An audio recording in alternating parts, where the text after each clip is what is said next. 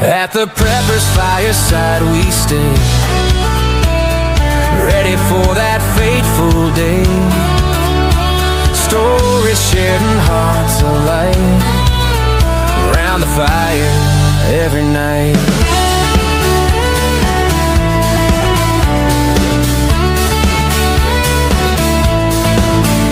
Water stored in jugs and tins, bunkered down through thick and thin.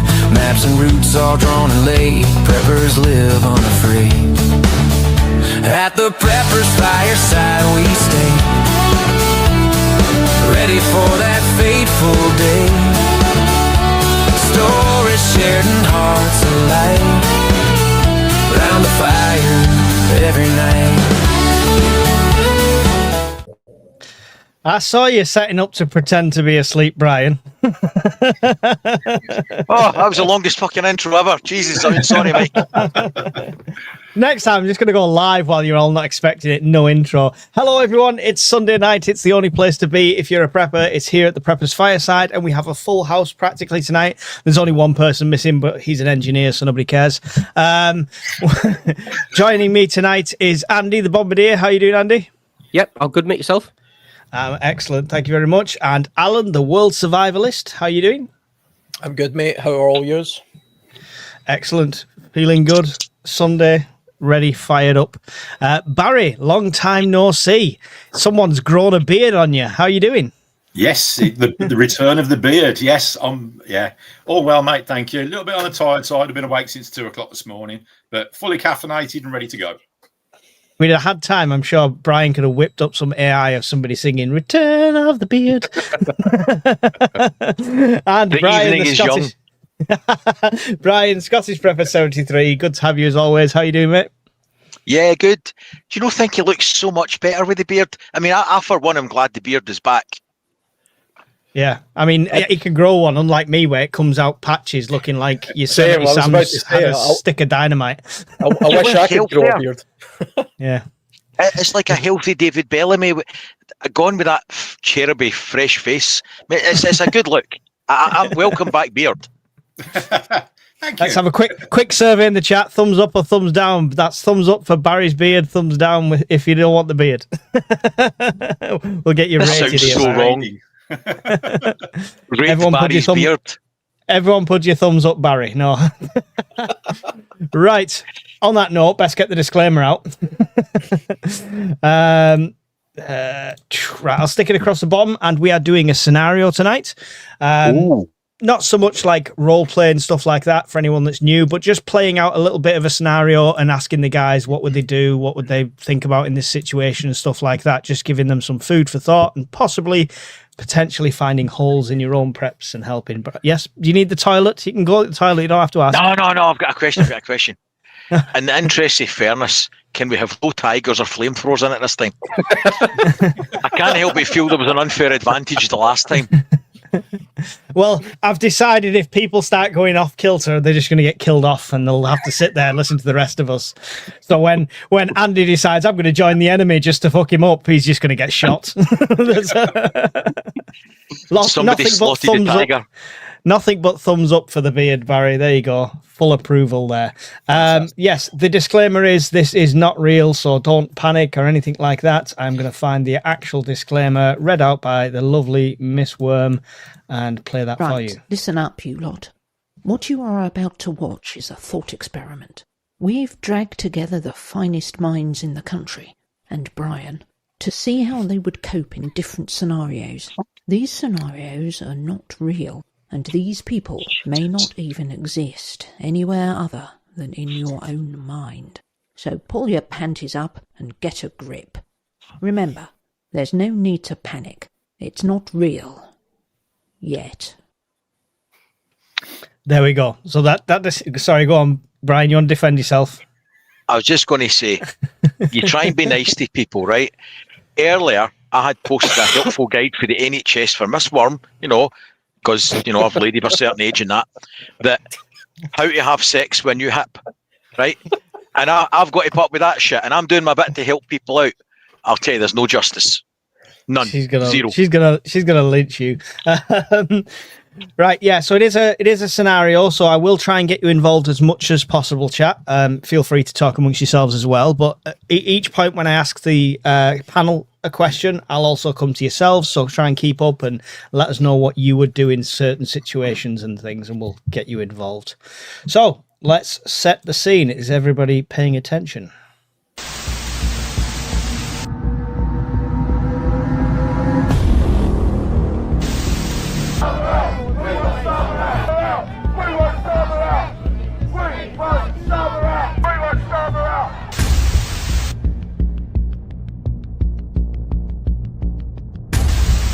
Come with their pots and pans to show solidarity with those in Gaza who have nothing to cook in them.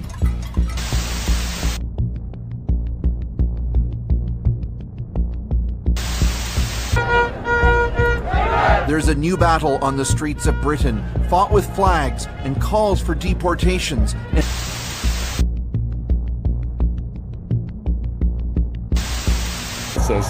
Now that is something that Prime Minister Keir Starmer says is un-British. He says it's a total loss of empathy and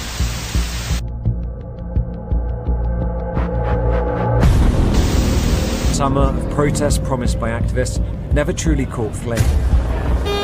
Instead, a slow burn of nationalism, maybe more powerful for it, and this was the culmination. There we go. It's not hard to imagine because it feels like we're already living this right at the moment. So that's where we're starting at, pretty much where we are in real life. And there's tensions are rising all over the place. There's isolated incidents and attacks and things like that. So that's our starting point. Based on that, based on what you've seen around you in the last 6 months and based on that little clip there, are you prepping any differently is the first question. Are you getting ready for this any differently? Andy? So I went for a walk today, mate, and when you messaged just saying what the scenario was, I was thinking about this. And the only thing, mate, I think now I would do differently from thinking about it today, some of my partner's family, mate, live more rural way, more countryside way. And I was thinking, would I put the feelers out and see what's happening where they live, what the situation is going on? Because I suppose everyone down mate in the chat knows I live in Newcastle, and I probably live maybe 6 miles from the city centre. So I think the only difference I would make, mate, I wouldn't do anything prep-wise, like physical preps, but I think I would be reaching out to family members who live more in rural areas and seeing what the possibility would be of us moving there for a week, 2 weeks, maybe if the need arose. But that's the only an thing. Emergency holiday. More. Yeah. That's the only thing I would do in that instance, mate. I think first off, I don't think I would be, I wouldn't be bored in windows, or I wouldn't be going anything to that extreme. But I think that would be my first protocol. Well, we can see your window, so we know you're not done that yet. So, but no, it's a great point, and planning costs nothing, and putting the feelers out. The only thing it costs is possibly your family going. That's about it. So, Alan, based on current events, things that are going on, and that little reel there, are you prepping any differently or getting ready any differently? Has things accelerated at all? I think for me, it's always a case of information. So I direct my attention of information, or my focus of information, based on what I think is the most pressing issue. So if I thought there was going to be something of a spike in rioting, or something was building, I could see the tension taking place, I would pay a little bit more attention to that across the media platforms. So I've got 5 or 6 places that I like to try and keep on top of, based daily, sort of my news feed basically. It's not all mainstream stuff, but there's 5 or 6 places where I like to get my information from, and I would narrow that down to what's happening on the ground just now, and it's really just an observation thing. Personal preps, I wouldn't really do anything different particularly, but that's because I live in a relatively small town, and so it doesn't tend to affect me, this kind of stuff. But if I lived in a larger urban area, I might make a little bit more preparation based on making sure my car's fully filled, for example. Make sure that the fridge full of messages, so I don't need to go outside. You don't want to be going outside and this kind of stuff. So other than that, not really. It's just about information at this stage, I think. Yep, that's fair enough. That's fair enough. Barry, same question, pretty much. The state of the current, the way the world is right now, and how much we've seen it pick up over the last few months. Are you prepping any differently? Has it accelerated things? I find myself checking the fuel gauge on the car a bit more regular. Like Alan says, as soon as it's like 3/4 full, I'm topping it up every opportunity I get. I'm also taking multiple different routes to and from my place of work, purely because of the demographics in the areas, and in light of what's been happening recently in our country's second city, which I'm not too far away from. Things could get nasty around here pretty quick, I imagine. And food-wise and everything, just making sure I've got enough of everything in just in case everything happens. Other than that, it's pretty much business as usual. Yeah, I mean, you're in the Midlands, and there's no secret there. We can hear it with the twang in the accent and stuff. And we've just seen lots of stuff. We've just seen lots of stuff in the centre of Birmingham, like with the fireworks attacking police and all sorts. So it is quite a bit of an epicentre at the moment as well, isn't it? So yeah, unfortunately. Yeah. Brian, same question. Well, the stage we're at now, I assume you're happy with what you've got right now, but has it made you think about a bit more the fact that you've got a vest propped up behind you? Maybe a giveaway? No, I bought that before this, and the plates and inserts before it. Where we live, because it's not a major city or town, and we're miles from one, I don't have any major security concerns if it was civil unrest. Oh, my main tonight. worry. You do tonight. My main worry at the moment would be, because these things tend to escalate and become problems at night times and weekends, which is strange considering most of the folk causing the problems don't fucking work. But anyway, that I would be more concerned about me being out and about at work and my kids and my wife. But given that we're generally home of an evening, I wouldn't be too concerned at this stage. But if we lived in a major city and we worked at night time or we're travelling at night time, I'd have real concerns. Mm-hmm. Right. Good. Fair point. Fair point. How, Brian, are you staying informed and to keep an eye out how things escalate? Is it just mainstream media and YouTube? Is there anything? No, I think because all the news channels are, I'll be generous, tend to exaggerate or put a spin on things. I think to capture a fair flavour of the news, you should be looking at as many news channels and outlets, be it online, paper, Twitter, Al Jazeera, GB News, Sky News. You should be watching all of them and make a judgment call on what they're all saying and what you can find with web searches as well. Mm-hmm. And if the common consensus across most of the platforms are saying don't go out tonight because the city you live in, there's fires and cars getting turned over, then it would be reasonable to assume, in the balance of probability, taking a dog for a piss is a bad idea. Yeah, yeah. Barry, when it comes to information with stuff like this, same for yourself? Yep, completely agree with what Brian's just said. Obviously, due to the nature of my work, I've got sort of official lines that I can listen to as well. People up in higher management, which then heads up towards government kind of levels. Yeah, Brian's absolutely bang on with what he's just said. You've got to get as much information from as many different locations as you can and make a proper informed judgment. Yeah. Alan, anything to add to that for information, staying in the loop? Just, I mean, the thing about news is, I mean, you can adapt it and change it a little bit based on the scenario, but just as a kind of brief overview, I tend to listen to, for my news from a mainstream media point of view, I listen to a lot of Radio 4 at work, which is that's the main news channel for the UK, and that's a very left-wing sort of station. I look at ground news as well, which gives me a more weighted balance as to what's going on, and it also shows me whether it's left or right or centre, because the narrative is always important because most of these media organizations have a political leaning. It's almost always left. There are a few right-wing ones as well, like GB News, but I mean, to me, GB News is really just parroting what's going on Twitter. I tend to find one of the best places to get local news is Facebook groups. There are certain Facebook groups. So I've got one in my area, which is literally called The Nosy Neighbour. And then that's the name of my town. And it's just people talking about what's going on. Just, somebody's crashed a car into a lamppost, but it's at that level, or they're trying to sell you some rubbish from their garden. But you can pick up on a few of these groups sort of within a perimeter of where you live, and you can get on the ground, sort of real time people actually telling you the news, and it's not got an agenda. It's just nosy people basically saying, "Oh, do you know what's going on right now? This guy's just had a brick through his window." That's the kind of up-to-date information I like to see.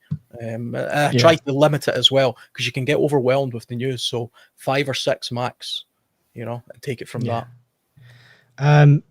Cool. I don't know what's going on. Can anyone in the chat let me know if they're watching on my channel? Because StreamYard's just said I've got 0 watching on my channel. And we've gone from 200 down to 29. So I don't know if something's gone wrong with YouTube. Please let me know if you're watching on my link. Andy, if they're all watching it on mine, it's totally fine. It's fine. It is fine. It is fine. We've just gone from 197 to 30, and I'm a bit concerned with that. Yeah, Mike, I must admit, I had our channel at YouTube on my phone as well, and it's just booted. The wife's just telling us it's been turned off for violating what policies. She's just been watching it live, and it said it's been shut down for violating YouTube policies. Yeah, I've just seen that pop up as well. Ah, nice. Okay, so we're watching. I don't know what policies we're violating here at all. Telling the truth, mate.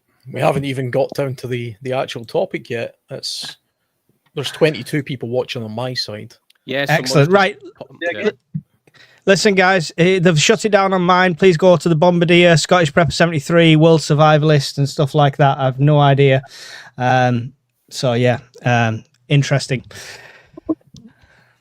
Andy, I still keep in touch with family and friends that are serving, and that's kind of a source of information as well. Are you very much the same with that? Yeah, I'm still plugged in, mate, to a lot of lads who are still serving.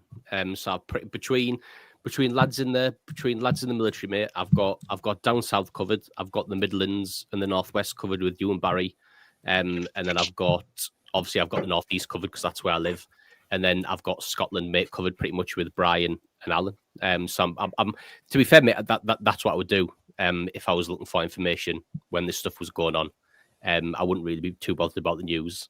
I would go to people that I trust to get the feel of what the actual intel on the ground is. Yeah, I mean it's generally a bit more accurate and a bit less sensational when you get it right from source, right? Yeah. 2 seconds. I'm just trying to see if I can see what's gone on here. It doesn't even The exist. wife was saying something about some comments had been made about songs and Starmer or some shit. If that's all it took to get shut down, then I'll never know what it is. That's ridiculous because that was from YouTube. So it's on YouTube already. Yeah, there was a comment in the chat about it, if memory serves me correctly, about 5-6 minutes ago. Yeah, it's a shocking state of affairs if the keywords to be flagged on YouTube is literally Starmer now. If that's the case, that's unbelievable. Well, I'll fight it out with YouTube afterwards, but luckily the stream's not monetized, and they can try and screw me up all they want. We've got 96 people in. It gives all these guys some extra view time, so bonus there. Somebody please in the chat put the message out on Discord and let people know that it's live on the Bombardiers, Brian's and Alan's channel, and they can go over there. It would be appreciated. Cool, let's just crack on. Ignore it. Safely ban us for the next little clip. You can go to Here we go. Riots have broken out in all major cities across the UK. Police are stretched thin and are struggling to maintain order. The Home Secretary has urged everyone to stay away and implemented a nationwide curfew from 6 p.m. Please avoid all major cities and town centres. You're shaking your head at Ryan. You fucker. Right. You okay. burnt Alan's shed down. Yeah, it was Alan, sure. Yeah. Right. So, protests have turned violent. Looting, opportunistic riots spread to several major centres. The Metropolitan Police have declared major incident and they're overwhelmed. The Prime Minister is out of the country and the Home Secretary emergency broadcast was widely ignored. Brian, in the chaos going on around you in the wake, you wake up to find a smouldering pile of ash where your shed and all your preps used to be in said shed. So keep that in mind. Well, you've lost everything. Well, no, I've not lost everything. You've lost everything in there, so just keep that in mind as we carry on for this. Fuck. Sorry. Right, so while Brian thinks of what the hell's he going to do, at this stage, Andy, it's starting to look a bit like more urgent and it's happening in its violence quite a lot of places. Is it time to alert friends and family, speak to them, trying to get a plan together? Yeah, I was thinking about this, mate, on the, like I say, when I was giving it some thought today. And originally, mate, I did think when we've done these things before that I would stay here. But now, and I don't even know why I hadn't thought about it in the past, mate, to be honest with you, but I'm thinking more so now to head over to somewhere rural with family and stay with them.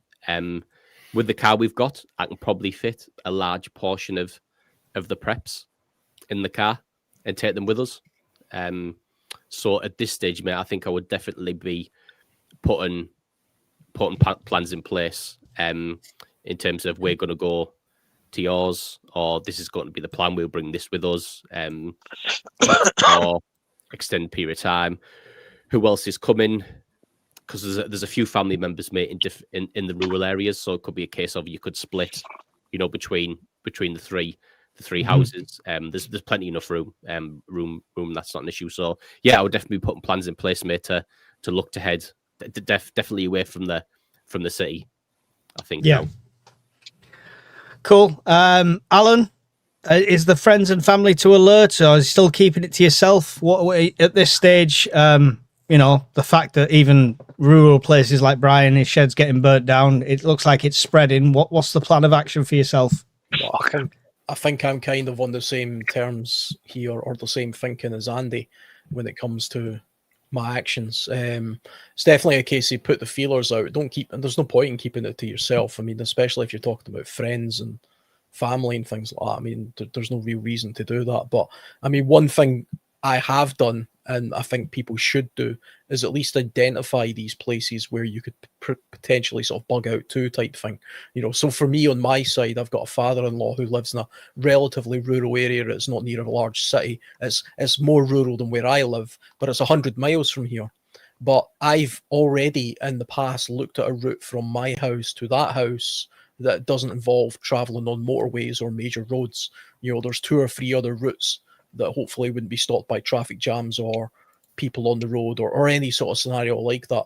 And that's always been my thinking, that if things were getting a little bit hot, then I could send sort of my partner, my kid, my children there, and just at least say, we'll go and live there for a week.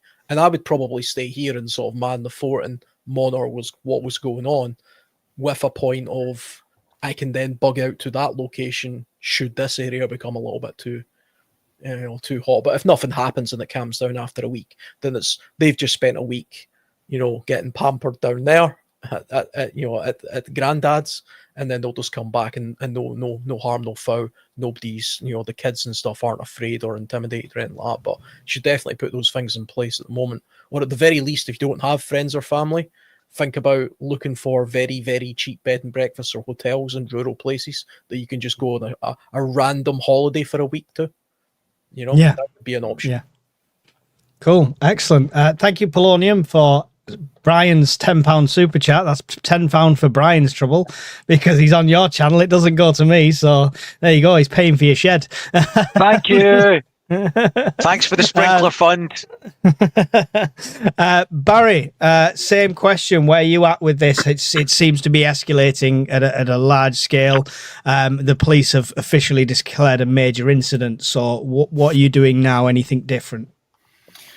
Okay, so if the police have declared a major incident, then probably our works will have stepped up to the same sort of level as well. Because the wife works for the same company, we will probably have advance warning of anything sort of coming our way. So we've then got to start thinking, right, at what point do we say, right, it's time to get out of Dodge and head to our first bug out location, not too far away, in case it blows over quickly and then it's a quick return. But yeah, it's definitely a case of monitoring the news a bit further. And if need be, yep, everything's in the cars and we're away. Excellent, thank you. I am keep muting myself because I've got YouTube chat going nuts on the left hand side of me there. Sorry. No, it's great, Brian. The shed's burnt down. What's your plan right now? I mean, they've declared a state of emergency. Everything's gone that you're sat in right now. What's the plan? I've went full Charlton Heston. I'm sitting with ashes in my hands, saying, "Damn it, all you maniacs! You blew it to hell." I have no Charcoal doubt. streaks with tears. Depends. So, I'd first want to know what the police were saying, if anything, and if they didn't turn up, it'd be concerning that a lot of things have went wrong, that it went whoosh without problems for the people that set the fires. But anyway, that aside, I'll be going scouting to the nearest shops that I can find, and if they're okay, I'll be buying stuff and telling the wife to come up in her car and bring my son, and I'll spank a couple of grand on tins and food and fill both cars if I can.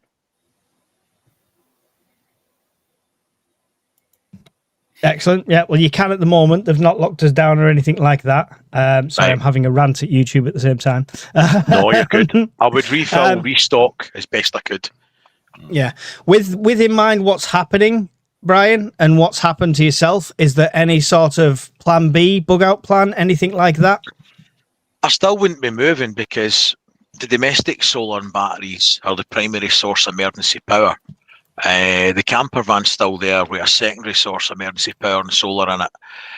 There's still things in the home. The home would still be my bug-in choice. I would switch from passive to active defence measures. I've just had a YouTube staff member ask me, can I emphasise what I mean by role play? She's not got much of a life, has she? Brian, do you want to explain to YouTube what role play means? Okay. So, I thought you were trying to get back on the air. It's my time to shine. So, in the context of what we are discussing, this is an entirely hypothetical scenario based on the state of the world at the moment and potential hypothetical solutions and resolutions to these hypothetical scenarios. Just read the fucking disclaimer at the bottom, you bellends. How's that? Is that better? Probably wouldn't upset the YouTube gods. Mike's comments are entirely his own. This, as is everyone's. Barry. But can I have his 10,000 subs when you kick him? Barry, is there a bug out plan? Yes, there is. Once things really do start getting hairy and all the channels are sort of screaming that it's, everything's going to hell, then we move then from sort of bug out location 1 to further afield to 2, maybe 3, even a final destination bug out location. But again, it depends on the severity and whether it blows over quick or not. Mm-hmm. Yeah, fair enough. But I mean, they've declared it. They don't take. It takes a lot for them to declare it a national emergency. That's the only thing I would say on that front.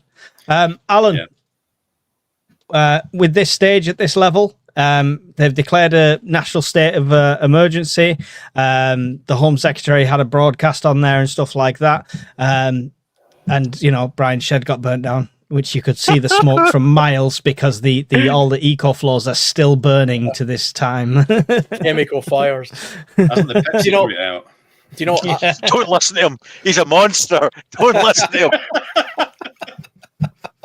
He doesn't mean it. They're listening, you know. They can hear you. I tried to help that one. I put a bit of water in it. You know what I mean?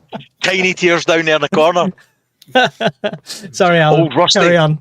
You know, I think when it comes to bugging out, I've always got a bug out plan. My bug out plan is always the same for most scenarios. It's a free tier types thing. So like I say, it's a case of the first bug out plan is just moving to a relative's house that you know is a slightly safer location. Sorry, and that would be the case for anywhere. You know, the second one would just be a hotel or a bed and breakfast. Again, that's just a more rural location because, especially if it's a nationwide thing. You know, my ultimate bug out plan where I'm literally heading off into the woods with my backpack is, you know, an extreme event. I won't be doing that.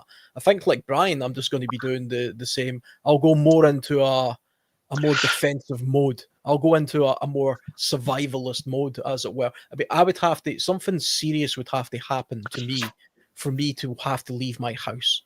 It would have to be a severe scenario. And especially if I don't have like kids or anything in the house and it's just me hunkered in this house by myself. I mean, there would literally have to be fighting going on in my garden before I left, you know, in that kind of scenario.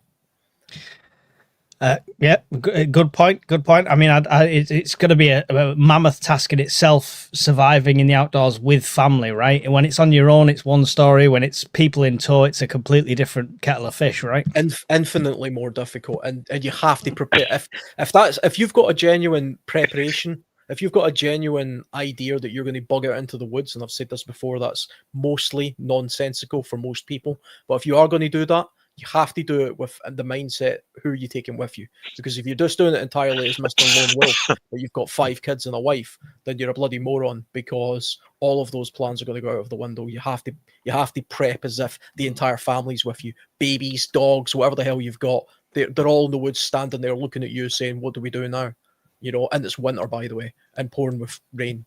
That's the scenario you have to think about. Yeah. Definitely good to keep thoughts like that. Can I point out something, Mike, quickly? Yeah, sure. Last time he gets tigers and flamethrowers, and I get ashes and sackcloth. There's a gross injustice here, and I feel personally attacked. I just want to get that on the record. I didn't give him tigers and flamethrowers. He did that himself. He gets Mr. Fluffy, and I get ashes. How's that right? It's right. You got to give the people what they want, Brian. You got to give the people what they want. The YouTube, just for a quick update, everyone, the YouTube person is be right back while they go and check the start of our stream to see what the violations were. We'll find out soon. So I don't think she knows that I'm still live in a roundabout kind of way. Andy, anything changing now? Is there a bug out plan in place? Obviously, you mentioned talking about your thing, but are you getting new supplies, grouping together, anything like that? Is there anything else? Because it has been declared as this state of emergency now, you could see it getting much, much worse.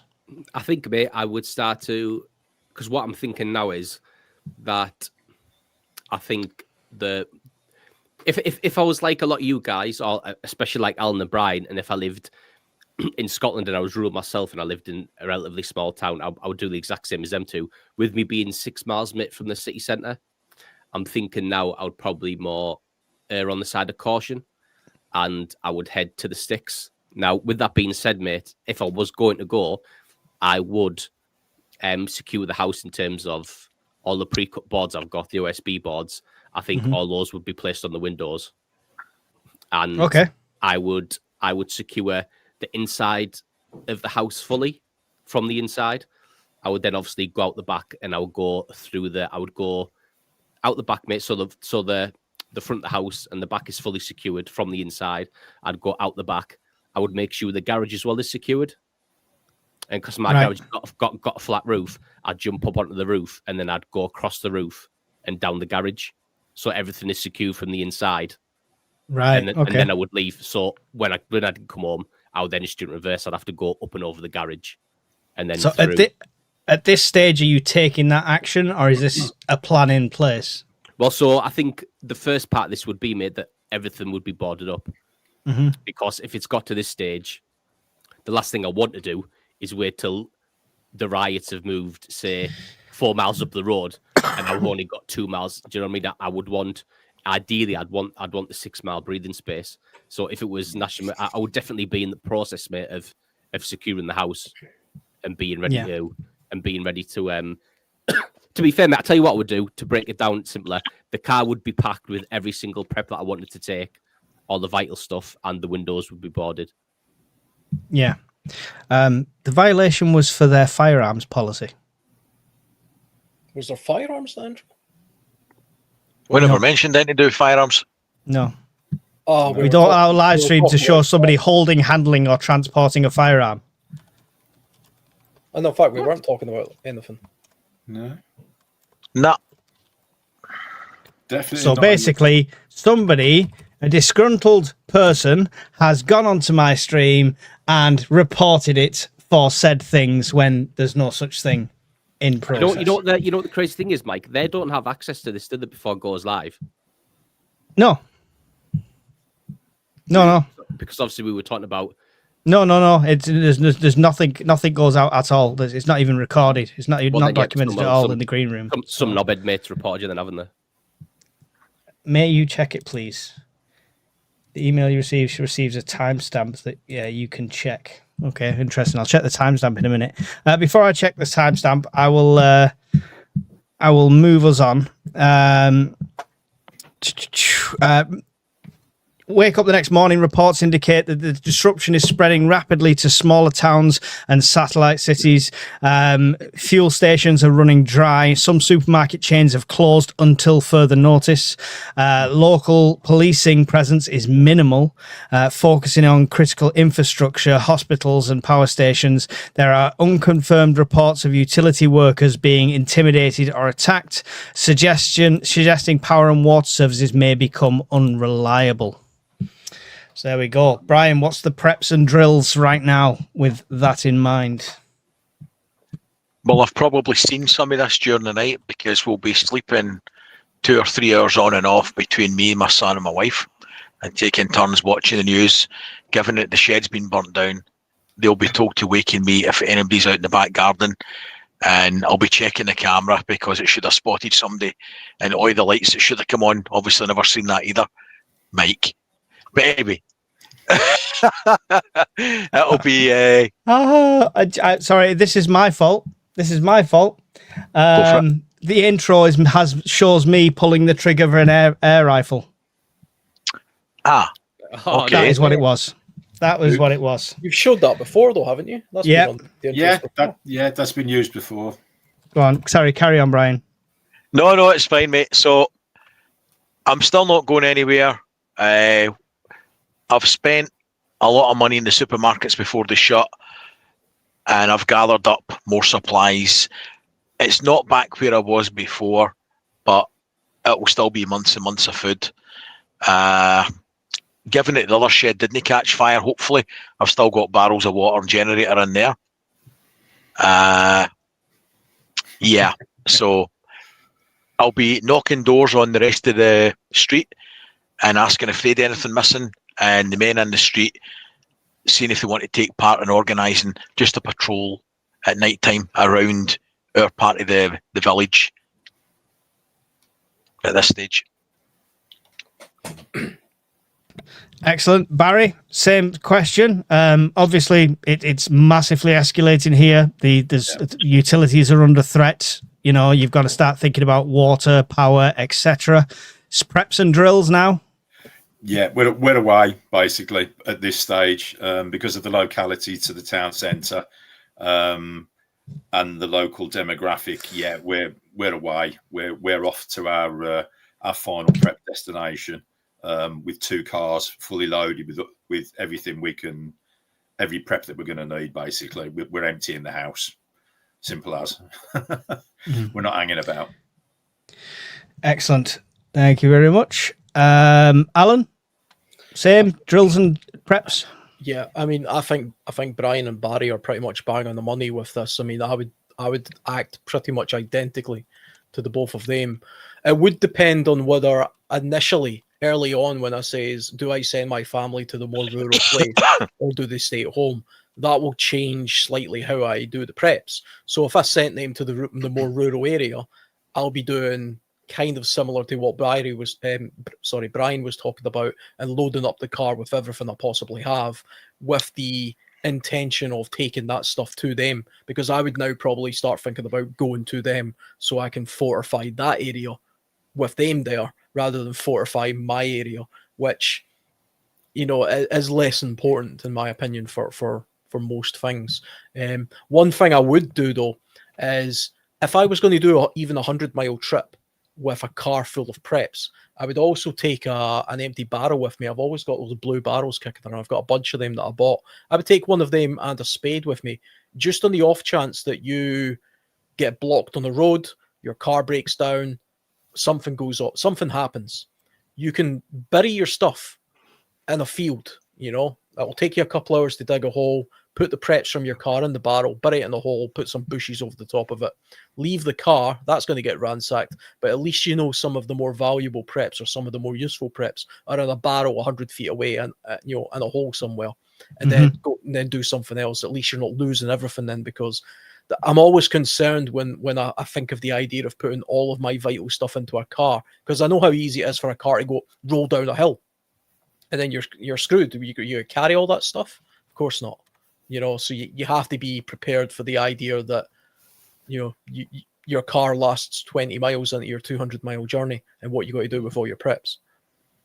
Yeah, I mean, my plan is like to load up the car, but it's when loading it, it's kind of loading in a way of, if the car makes it, the stuff at the bottom, great to have, but as it gets further out towards the edge of the car, it's the bags that I might have to grab, throw on the back, and leave everything else. So yeah, packing it strategically is key. You put in all the Dutch ovens first, you know, and all the wood burning stoves, and then the kids are under the kit, so I get the kit out first and leave the kits. They're just going to cost me money in food. It's fine. You've got enough anyway, Mike. You've got spares.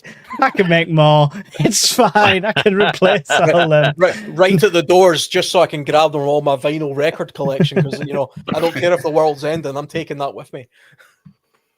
Excellent. Cool. Well, yeah, it's I'm going to close this off because she's just distracting me now. Yeah, so to fill everyone in, YouTube's policy on firearms is on a live stream. So you can't show them on a live stream. It doesn't matter that YouTube has 10,000 videos of people using firearms. If it's a live stream, they can't show them. I imagine because idiots might have done something stupid on live in the past with firearms. So my bad, guys. I apologize, but luckily we've got backups upon backups. So thank you very much. Appreciate everyone joining the other channels, and it gets your guys' watch hours up as well. So bonus, right? Screw Mike. Andy, did I not asked you yet? Preps and drills at this stage? Yeah, I'd be away, mate. So I would finish off. So like I say, mate, couch packed. All the stuff would be boarded up, so I would just do what I said before, mate. Everything would be skewed from the inside. I'd go out the back. I would skew the garage from the inside, and then I'd be out the back of the garage, up and over the top, into the car, and I would be away, mate, to Ruralville. Yep. Okay. So whether that family's answered the question or not, you're turning up at this stage. You know, now that Alan said that, mate, about the blue barrel, that's a good idea, mate. So I'll probably incorporate that, and to even take it one step further, maybe it's worthwhile speaking to them now and having some stuff there already. Like Alan said, it's so easy, mate, for your car to roll off down a hill, or for example, I was right, mate. I mean, even if the A1's gridlocked, do you know what I mean? So it might be worthwhile now, mate, seeing if I can store some stuff there already. Just in a blue barrel, and just keep it in their garage and say, look, that's just there for a rainy day. Do you know what I mean? Just keep the spare Tiger. That's just there for Rita Day. Just give it a bit of milk and some kitty. Only gorillas. He didn't say they've got the gorilla though, mate, did he? So I've still got the gorilla. The gorilla's still on the go. The thing is, it's an easy cache solution. If you're going to cache things in blue barrels and stuff, I mean, it always made sense to me to store it in places like your mother-in-law's house or your mum's house or some, just random places where they don't care, and it's under the stairs, and it's just a good place to stash stuff, really. If I was to say to my mother-in-law, I'm coming round and bringing a large blue barrel and a shovel, she'll phone the police. Well, yeah. Well, it's options and choices, right? Options and choices.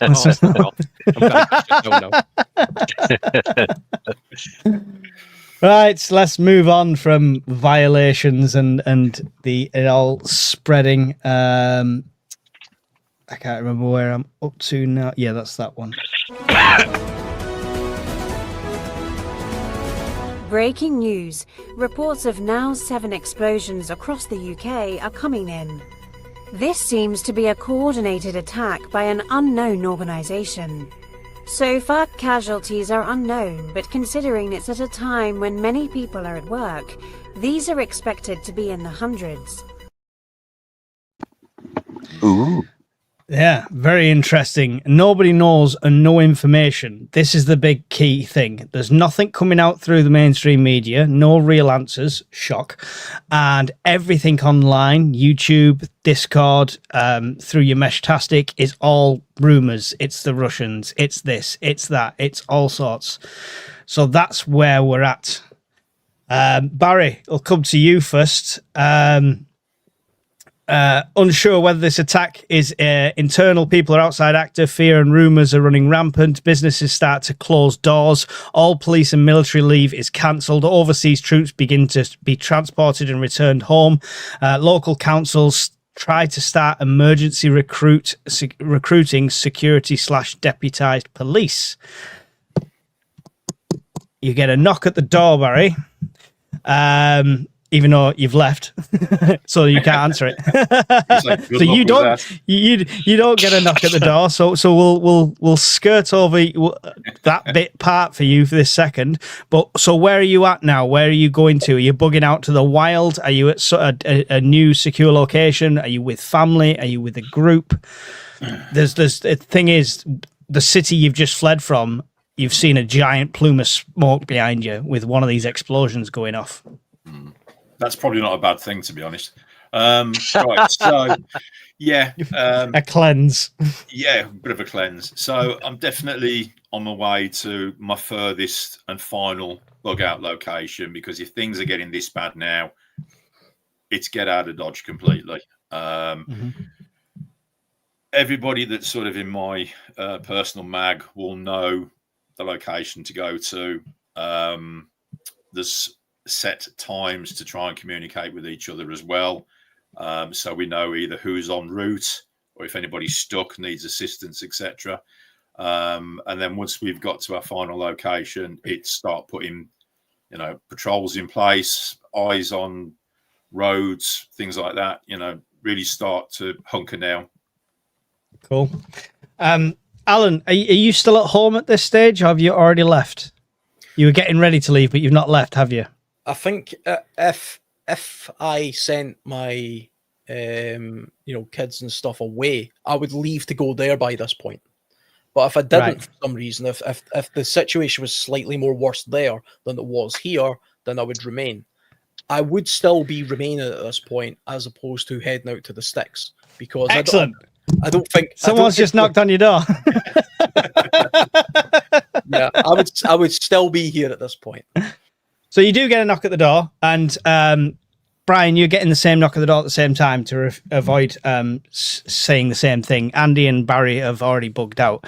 So both of you get a knock at the door. And basically, it's an official-looking council guy with a not-so-official-looking, half-dressed in police, half-dressed in army fatigues guy. Looked like he's got some sort of cobbled-together uniform, carrying what looks like an air rifle or something like that. And he's basically... Mike, if people are wondering, that's what Royal Engineers look like.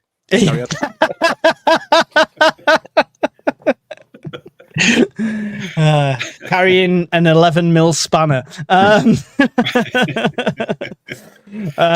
So they turn around to you and they're asking for, are you able to help? They're looking for able-bodied men to help on a volunteer basis. And are you interested in joining? And they'll make sure your family's looked after and stuff like that. So that's the initial interaction. So I'll have both of your answers. Alan, what are you saying to the guy at the door looking official? I want to milk them for information here, so I want them to be more specific about exactly what all of those things mean. All I want from them now is information. I've got no intention of going with these. Ask me then. Ask me. I'm the guy. It'll be a case of, well, exactly how are you going to protect my family? Is there going to be somebody here? Are you going to patrol the street? Or are you talking about a physical presence? They'll be brought into a secure area. We've got a secure area with all the families of our security personnel. Right. And where would that be? And who's organising that? And who? That's at the base down the road. The one, blah blah blah. Yeah. I think what I would be, I wouldn't come across as particularly hostile to them. I would give them the place to say, yes, I'm buying into what you're saying here. Give me more information. Let me think about it. Let me get my stuff together. Let me speak to the wife and the kids and all that kind of stuff. How do I contact you? How do I would make it look as if I'm trying to be as approachable and here you go. Passes you a sheet of paper that's been printed on, looks like some antique printing press, and it says report to this base by no later than 6 p.m. in 2 working days, sort of thing, with your family and only stuff that you can carry. On the same foot, he then turns around and says, do you have any food and water? Are you okay? Does anyone require any medical assistance within the next 2 weeks that's in the house? He's asking you this question. Yeah. I would be saying, no, I don't have those things, but do you have any of those things? Because we are actually in quite desperate need of those things at the moment. But yes, absolutely give me the location of where you want me to see. And I'll see you in 2 days. I would then go and scout that place prior to the 2 days and find out what the hell's going on. That's a hostile element, No problem, sir. We will we'll get some water and food out to your family with one of the aid trucks as soon as we can. Thank you very much for your time. I hope to see you soon. Brian, are you interested in helping us out? I didn't even open the door, mate. For the minute he got near the house, I could see him in the cameras. He sets fire to your door. Does he? Okay. No, he doesn't. He doesn't. A flamethrower. And then sends a tiger in. Right, so unbeknownst to you, Brian, he knocked on the door and the missus opened it before you checked. So he's at the door. You're having the conversation. Yes, she did. No, she yes, didn't. She did. But let me just paint a picture for you. I can see him and I can talk to him through the camera. Okay. Up in the wall. Right, okay. So he's asking you the same question then through the camera. He shouted through letterbox. It's Hawkins. Let me. No, sorry, mate. Can't help. I'm disabled. You're disabled? Yeah. So do you need require any medical assistance over the next 2 weeks? Because we understand the doctor's office is going to be closed. No, I'll be fine. In fact, just to manage expectations, there's a lot of disabled people in this area, but we look after one another. We'll send checks round on a regular basis. Then we're going to send a nurse round with some officers over the next few weeks, and we'll have them check in you. We'll have them check in on you every couple of days. I wouldn't. Don't come back. Bye. Hostile, Brian. Hostile, Brian. A vagrant's just turned up half dressed with a gun. He shoves the same. He tries to wedge the same leaflet through your letterbox. It's blocked. Just jams it in as best he can. Yeah, I expected it would be. That's why I said that. And then goes on his way. I think with any kind of common sense, somebody half dressed and scavenged, because you've got to think, right? It's not out of the realms of possibility that somebody has got bits of fatigues from other dead bodies, and they're rocking up in the pretext. It's like trying to get into old people's houses to turn them over with an official looking thing from the gas board. There's no way in this planet they would get in the door unless they forced it, and that would bring its own problems. Yeah, 100%. Yeah. No, good. Good lessons to be learnt in the chat here. I need to go to the chat shortly. I've completely ignored you from most of this. I do apologise. Andy, you've made it to said location, and as you arrive, funnily enough, the same thing's happening there. But this guy is an actual police officer, and he looks like an actual council guy with him asking the same sort of questions if they'll go. So whoever your family members at the door and they've not answered yet, they've just asked the question, you've come up, you've got a chance to interrupt or say something. What are you doing at that point? I would say, oh, I'm really glad you're here. We're refugees from Newcastle. So whatever you've got, we need. He says, excellent. Refugees, if you'd like to come and just get in the back of our vehicle and we'll take you to the correct facilities. Get fucked. I'm not gonna fuck anywhere. I'm quite happy where I am, mate. Yeah. If you've got a finite number of resources, then you use it on people who haven't got a home or haven't got shelter. If you come and help us out our security forces, you look like a able-bodied gentleman, and we can help look after your family. Nah, don't need any help. I'm disabled. I'm like my mate Brian up in Scotland. I'm disabled. Yeah, I'd be more of a burden. I would really be a burden to you. You don't want me. Right. Okay, so we've fobbed off the council guys looking for security forces. So there we go. Let's go to the chat, see what's going on. I don't know if I can see all of the chat, so I'm sorry if I miss any because I'm not live. He's dead. Luckily, I'm rule, except people to want to reach out suddenly will be asking what they will be bringing to the party as not taking freeloaders. There you go. So I'll bring a bottle, Phil. I'll bring a bottle. It's fine. I have a couple of blue barrels used for kayak storage and dried goods. Yeah, perfect. You can get them. Go and have a check out, like anywhere that sells spices and stuff like that. Yep. Usually like to commercial curry houses and what have you, because they use them barrels and they want to get rid of them. They literally want to get rid of them, and you taking them off the hands is cheaper for them. So check Facebook Marketplace. Yep. Yeah. Another one. I got 3 of them for 20 quid delivered each. It was a tenner each plus £10 delivery, and they're all food grade and washed it. There you go. What were you saying, Alan? Sorry, Al. I got mine from an animal feed place, which was, they were selling them on eBay, but like Brian, they were cheap as chips. I got a bunch of them with 60-litre barrels and the 30-litre barrels, and I think I got about 8 at one point for, can't even remember what I paid, but it was less than 70 quid. It was an absolute steal. They had grain in them at one point, but honestly, you could see the powder of the grain, but they were spotless. Washed them out, perfect.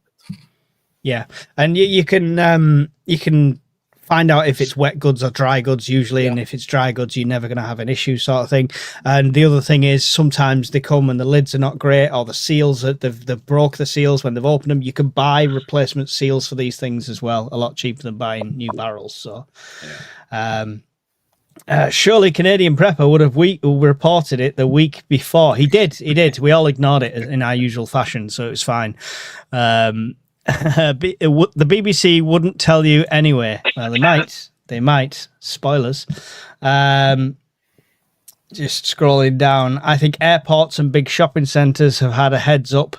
Had a weird cryptic message from my cousin this week. There you go. What was the message? Cryptic. It was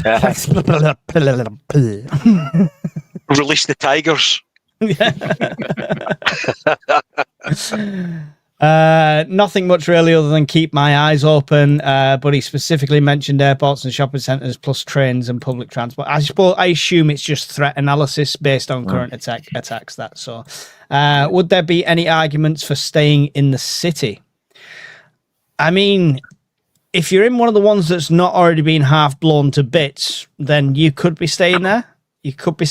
But this is where a bug out plan comes into place. Whether you're able-bodied or not, you need to have a plan that suits your needs and options to go to. And he's not necessarily bugging out to the woods. He's identified a family member or a friend that lives in a much safer location. So, it's... One thing I would say, mate, about somebody, that question there about the city, yeah? Mm-hmm. Realistically, mate, if you've got any infrastructure left, and I'm thinking along terms of military or any aid stations, naturally they're going to be in city centres, aren't they? I would imagine. Mm-hmm. That's what I would imagine the plan would be, and they're probably going to use football stadiums or that type of thing, aren't they? to try and organise and give out aid. So, in my view, mate, staying in the city is extremely high risk. But on the other hand, mate, the potential is there for extremely high reward. Now, once those people move out and they go, like I've always said, haven't I, with the military, you're going to leave and help your own family. So at a certain point, the people who run those stations are going to leave and go and tend to their own families, just human nature. So the potential for high reward is there potentially, because all that stuff that's left behind, you can then go in and scoop up. If you're adamant on staying in the city, it's extremely high risk, but the potential for a high reward is there too. Definitely. I mean, I would probably look at more, especially with the explosion side of things, I'd probably be looking to bug out and then get back there, like you've done, Andy, where you're on about securing it and potentially return. Because, you could return to a relative gold mine if it comes to a salvaging operation. So, good point. Just scrolling down here. Zombie Channel. I don't even know what it's about. She just said Zombie Channel. I'd say your mates checked on me 15 minutes ago. Interesting. There you go. See what they said and see what the return answer would have been. That would be good. Yeah. One thing to think about, where to put everyone's pets they bring and how to provide for the S show ensuing, people turning up. That's I know. I feel sorry for Andy's family. He's turning up with 2 tigers and a gorilla, and riding a horse naked at the same time. I'm here, guys. What did we sign up for? Blend probably sees mellowed. Blend straight into the countryside. But suddenly we're interrupted. We are now interrupting our normal programming to bring you an important announcement from Her Majesty's Government. Please stand by for further information.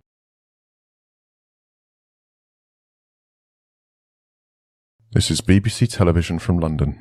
We are interrupting our normal programming for an emergency broadcast on behalf of Her Majesty's Government. In some urban areas, evacuations are taking place. If you're in one of these areas, police will help you to safety. Follow their orders without question. You should remain indoors until you are told otherwise. Do not attempt to call, text, or use the internet unless it is essential. Connections may be disconnected without notice. Emergency information will be provided via radio, television, and your mobile device. We are interrupting our normal programming for an emergency broadcast on behalf of Her. This is all that is on the TV now, on repeat, in all areas. And it's not just on the BBC here. There's a variation on other channels, and some channels are just static. What's your thoughts? I'm not even going to tell you. I'm not going to say what the scenario is or ask you what you want to do. Well, I mean, that's where you're at. You've just seen that. So, Brian. I'm talking on Starlink, whoever else in Discord that's got it, to find out what's happening in our parts of the country. But more so, since they've hinted the internet's patchy, we should still be able to reach other parts of the world and figure out what's happened from a big picture point of view, if what they know what's happening in the UK, rather than the spin that might be being put on it. So from within the group, we should be able to pull a slightly better picture than Joe Blogs. Yeah. Barry? Starlink's on the list to get, actually. So I mean, what Brian's just said makes perfect sense to be doing. You still need to be collecting whatever information you can from wherever. And to be honest, I'd probably trust the information coming via our group, because I think we're all pretty level-headed, more so than anything coming out of the mainstream media on different channels. So. Yep. Okay. Andy, you sat having a lovely cup of tea in the rural family home, and that's what's on the TV now. To be fair, mate, I've just realised something, and I'm going to have to change my plan and stay in Newcastle. You can't go back because no, with that, everyone will agree. Everyone will understand why, right? So, where I plan to go would put me in zone 5, right? That means I would be in the same zone as Jill Stay Logging, and I can't be having it. So what I think I'll do is I'll just Hang on. take the Whoa, risk whoa, whoa. and I'll stay in Newcastle. Would it be East Zone 5 or West Zone 5? It would be East. So you've not And got me Hawkins. and you've got me D&J, you've got Hawkins. Oh, that's all right. It's all right then. I'll keep the plan. I'll keep the original plan. So what was the question? What was the question? It was just that. Yeah, that's what's come on the TV. It's your thoughts behind it. What do you think? What do you think's going on? Are you doing anything different after seeing that broadcast? It would be tricky for me, mate, because like I've been quite honest. Having on the other Firesides, comms, mate, for me is probably the one holding my preps. I don't have Starlink. I haven't got anything mesh-tastic because Hawkins hasn't done it for me yet because he's lazy. So I would be pretty much at that point, mate, on my own, I think. And it would be purely then a local assessment, like Al said earlier, mate, about intelligence. It would be a local assessment of the area, of the rural area where I am, and take it from there. Off the back of that, mate, Starlink is probably, because Hawkins isn't going to help me, is he? Let's just face it. The web isn't going to help me. So I think the easiest thing for me to do is just to get Starlink. So if I did get Starlink, mate, in that case, I could still talk to you guys through Discord. And like Brian said, mate, I've got. Couldn't talk to me. I'm at this stage. I'm living like the Amish. I haven't got anything. You wouldn't be charged anyway. You wouldn't be charged anyway, so you'd be all right. So if I didn't have Starlink, mate, I would be in the same boat as you, Mike. I wouldn't be talking to anyone, mate. It would all be a local assessment of the area, really. Yeah, which could be a good thing as well. But, you know, it's not always a bad thing. With it being a rural area, do you think you'd start thinking about, like, speaking to the people that live there, like, we should start planting some food and thinking about stuff like that? Yeah, probably. Yeah. And it's where it would be staying as well, mate. Even though it's rural, it's quite affluent, so there would be a lot of land that isn't being used to grow food. So it would be ideally, mate, it would be a good location. And my partner's family all are from a farming background, so they would know what to do in terms of planting food and all that type of stuff. So I feel like I would be a massive advantage than most of the population, mate. Like I say, it was just, and I've always been honest, mate, comms is the biggest gap in my preps, mate, really. So if that BBC message came over, unless they had Starlink, I would really be on my own, mate, to be honest with you. Yeah, cool. Alan, I'll come to you in a sec. People in the chat, we are slowly approaching the end of this. It's not a very long one, but get your questions in now. If you have any questions about what we would do in this situation or anything you're worried about, please get the questions in. You can still use the super chats, I think, if you're on Brian's channel, because he's monetized and it'll still get starred. Brian, it'll help Brian buy more Pepsi and stuff. So that's awesome if you can do that. But yeah, highlight the question any way you can with capitals or anything like that, or use the supers. That would be awesome. Apparently, Alan, I need a shed. You need a shed, yeah. He needs a backup shed. You need a backup shed. I don't know. Sprinkler system. First the roof blows off, then the shed burns down. Can't win, can you? And it flooded twice. And it flooded. There you go. Yeah, sounds wouldn't like it? What fire? You should just It's need got one of a my deluge tents. fire system. One of my tents is more waterproof than your house. It's fine. Come on now. Let's live in We're fantasy land stretching here. it a bit. We're stretching it. Alan, that's the news thing that's going on. You've obviously seen it. At the same time, the family you've sent away to another location have seen it. Absolute panic stations for family and friends. Your phone's ringing off the hook. They're trying to get in touch with you. The fact that they've not been told not to use the phones and internet, they're still trying, obviously, to get in touch with you because they're in panic stations. What are you doing? Well, do you know, you can get a bit of information just from that short broadcast. I mean, the first thing being, well, at least the phones and the internet still work. At least I can immediately now disregard any notion that this is to do with civil unrest, because if it's something as severe as this, then it can only be one of two things in my mind. It can either be a massive government collapse in some way that somehow affected the media to the point where they're not just scrambling for the latest story. So something massively internal has happened at a government level, like a military coup on the UK, or an external force has literally attacked the UK. So we're like a massive cyber or nuclear attack has taken place, and the information is so foggy we're not understanding what's going on. I would also question why it's still saying Her Majesty's government, not His Majesty's government. It might be because I couldn't find a newer clip. That's why. But, for me, this is now the most serious situation you could possibly be in. I'm no longer afraid of, this is not BLM riots or people rioting about hotels. This is much more serious than that. So I would absolutely be going into full on war mode, as in, I don't give a shit how I look. I'm putting on all of my bushcrafting gear. I've got my grab bag. I'm heading towards where my family is, and I'm preparing to go to my bug out locations that I've got planked out in the the countryside. But like Brian, I'm trying to figure out what the hell's going on to get information. If the internet still exists, the French and the Germans and the Americans are going to be commenting on what's going on in the UK, so I can very quickly ascertain whether it's a government problem or are the Russians attacking us. What's going on here? Because we need to know, because those two things are totally different, and it changes everything based on those two scenarios. I'm kind of hoping Africa's going to have a rock concert for us, because it's surely our turn at this stage. They owe us one. At least. Feed the Scottish. Let them build a shed again. Everything. We've been without wine and Nando's for months. We're dying. Yeah. My BMI's returned to a normal size. You need to help me. Please tell me you're not referring to that Buckfast shite as wine. It's fortified wine. It's shit the bed wine.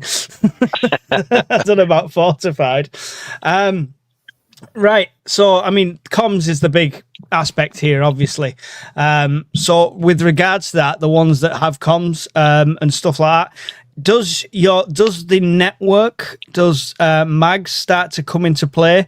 Brian, your phone's ringing off the hook as well, and it's not just your brother who's involved with the community, but it's other members of family that are not involved going, can we come and stay with you? So no, the shed burnt down. By the way, all kidding aside, any measure of me being able to help extended family at that point has pretty much went up in smoke. Yeah. Literally. Yeah.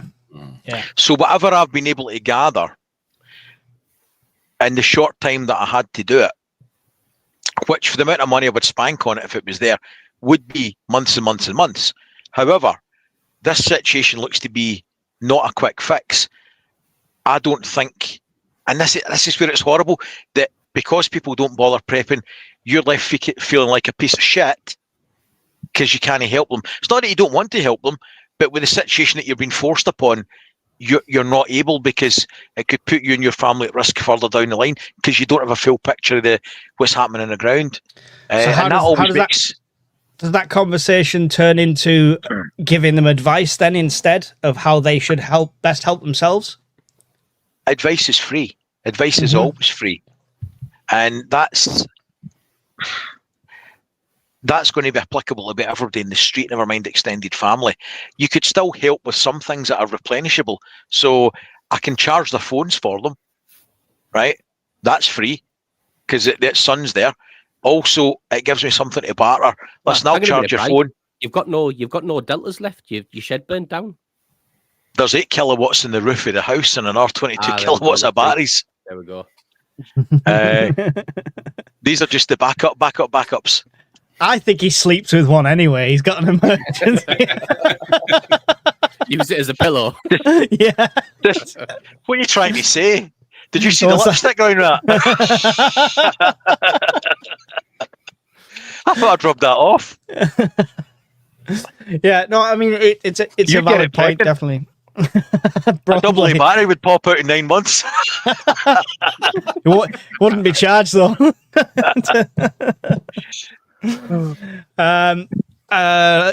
Barry, you mentioned network and mags and stuff like that. Is that a serious plan in place, or is it something you're working on? And how involved would they be at this stage? Would you all be together, or is it just a communications and helping out thing? Initially, it's a communications and helping out thing, just so that everybody's making sure the information we're getting is all the same stuff, and it's not, this is happening here, this is happening there. Eventually, everybody's going to meet up at the same location. Like I said, the mags is basically to coordinate that meetup and make sure that everybody gets there safely. Obviously, once everybody's at the location, then the communication itself is just for monitoring the news, just to see what's going on. Yeah. Alan, is there mags involved with yourself? Is there extra people coming on board? Family? Yeah, to some extent. I mean, I don't have what I would consider to be a particularly big mag outside. I mean, from a UK point of view, my mag is you guys and everybody else on Discord. That's my form of communication. That's me finding out what's going on in the rest of the country. I've started making sort of some connections with people in my area. I know my neighbours, for example. I know the scout leader that my son goes to Cubs with, who's also into kayaking and stuff and outdoorsy stuff. He's an interesting person to know because he's not a prepper, he's not a survivalist, but he's an outdoorsman. So that's somebody who's got some resources and a little bit of knowledge.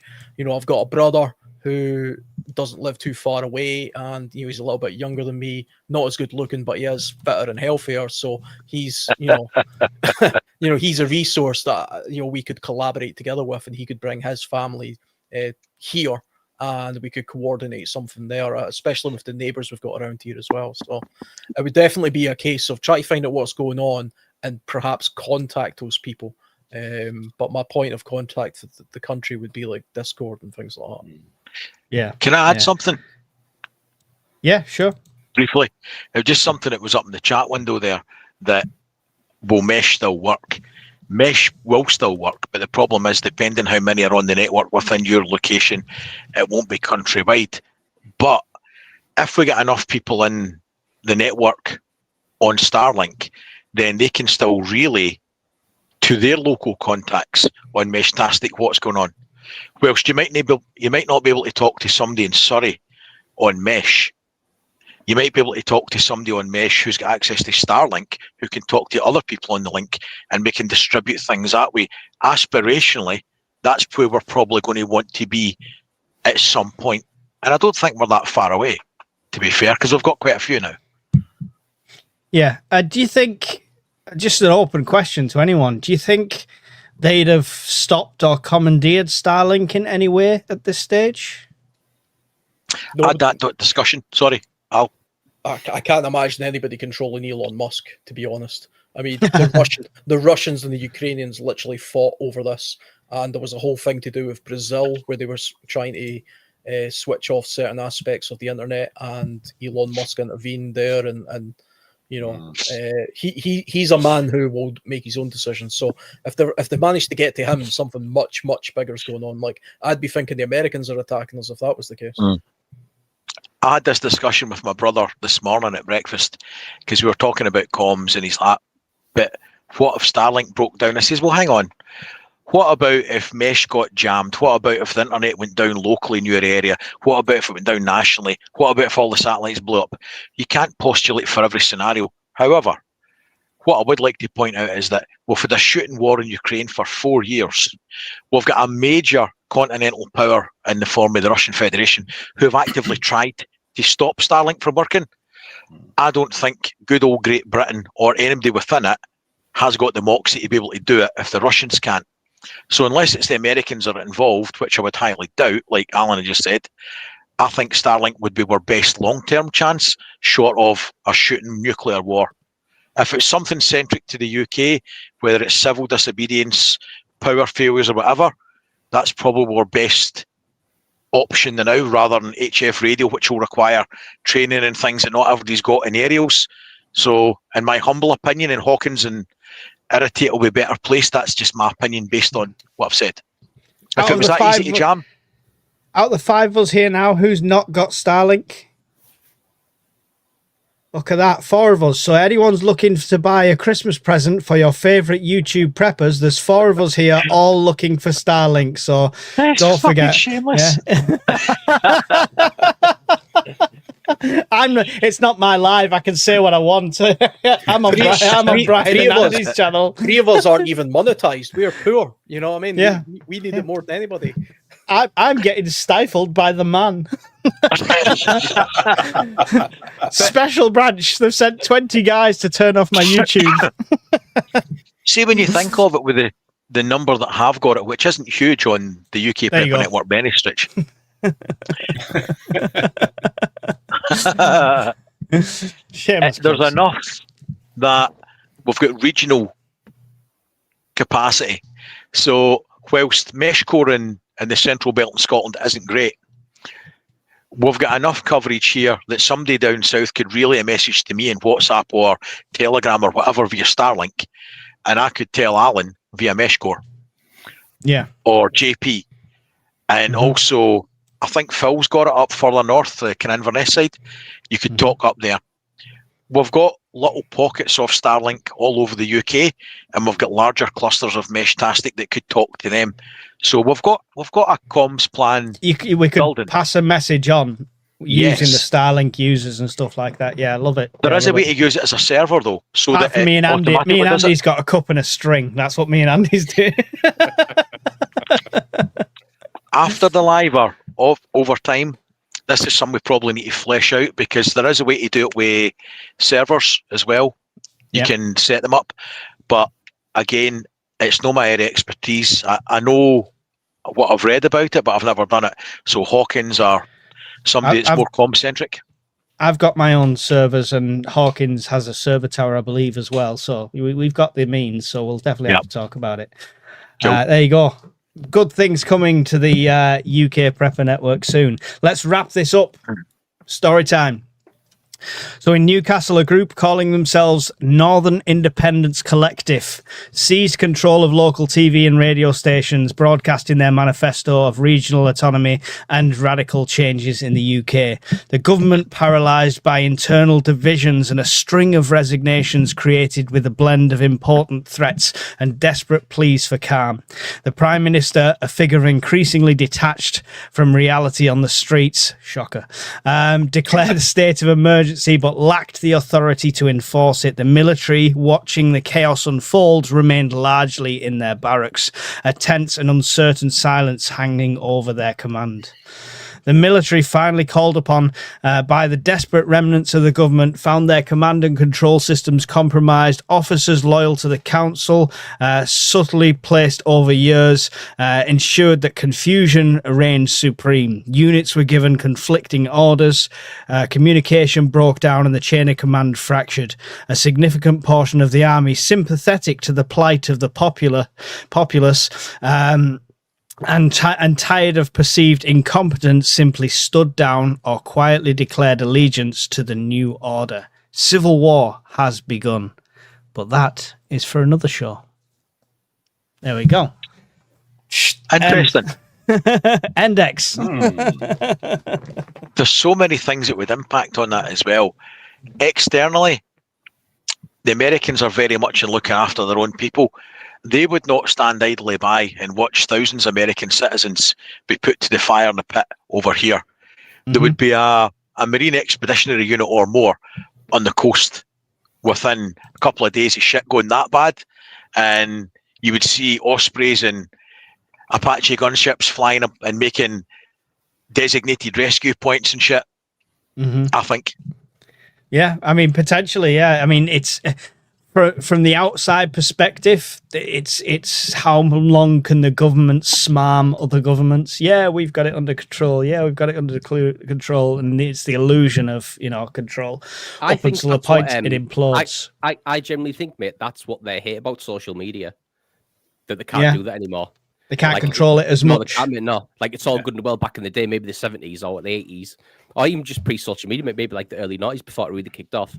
And you could go to the governments and say, yep, everything's under control there. But then, like you said, now they just go on X, formerly known as Twitter, and they can see about 3,000 videos made for people on the ground.